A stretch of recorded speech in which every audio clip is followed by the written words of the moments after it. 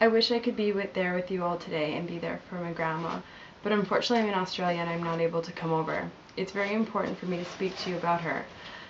Not because I'm away, but because I always intended to speak at her funeral, especially do a eulogy, to share the experiences that I had from her and share a part of the life that I had that was with hers.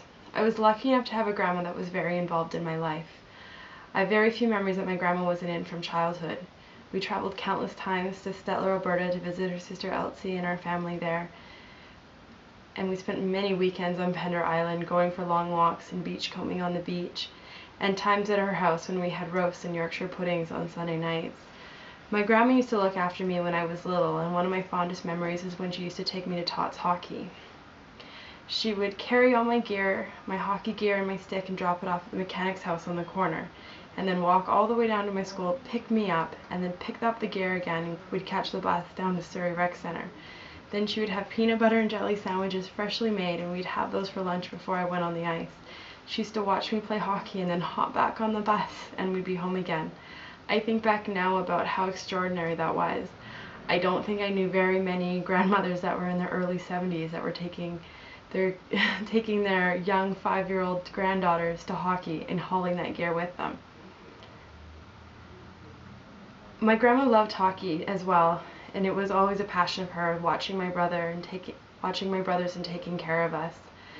She would often come over to our house to take us to hockey games, or just even help my parents run errands. It was always good when she came over. She let me watch Young and the Restless, which I wasn't allowed to, and we'd always watch the endless romances of Victor Newman, not knowing what he was going to do next.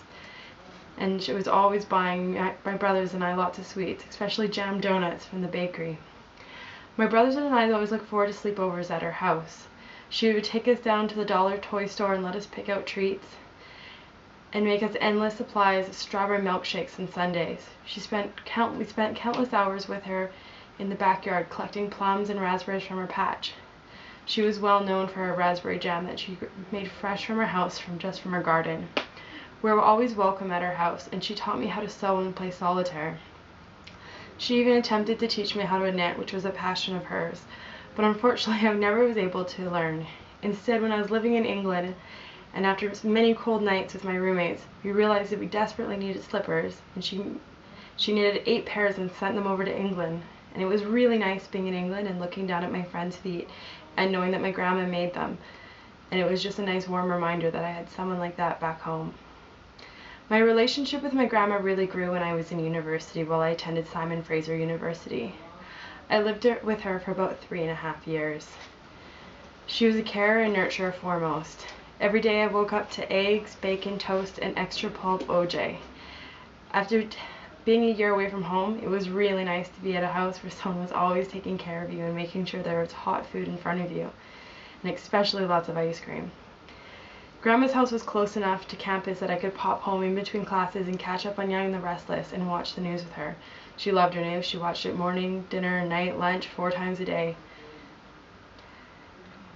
She was a great college roommate, and we'd have pina coladas on Tuesday, and always eating takeaway sushi. She loved California rolls, but she hated wasabi. She was never into spicy food. Grandma was always accommodating to my friends. She wanted my home to be her place as well as my friends. It wasn't uncommon to have my friends over for lasagna before we headed to pub night. She made an effort to talk to them and to know who they were and know what classes they were taking. She wanted them, I don't think she ever wanted to be their grandmother, but she definitely was their grandmother away from home. She always looked forward to, especially when I brought my male friends over, because she was always looking for someone to talk to about the Vancouver Canucks or the BC Lions. In high school, I once brought a couple of my guy friends over for a late breakfast, and they thought she was the coolest grandma ever, because while I left, started talking to them about the latest Canuck trades and what she thought of. I guess they hadn't talked to many grandmas that were really concerned about the Sedins or Naslin at the time. I recall one night on St. Patrick's Day, a few years before, when I was in SFU, and I showed up probably pretty late early morning with 3 of my friends, and Grandma heard us come in, so she was pretty quick out of bed, and she started taking out all the food out of the fridge, warming it up, getting us a shrimp cocktail ring, to make sure we had something to eat before we went to bed. And then we woke up in the morning and she had bacon and eggs ready for us to have for breakfast. She wanted to make sure everyone was fed and ready to go for the next day. It was always important to her to make sure everyone was cared after, and that was the type of person that she was.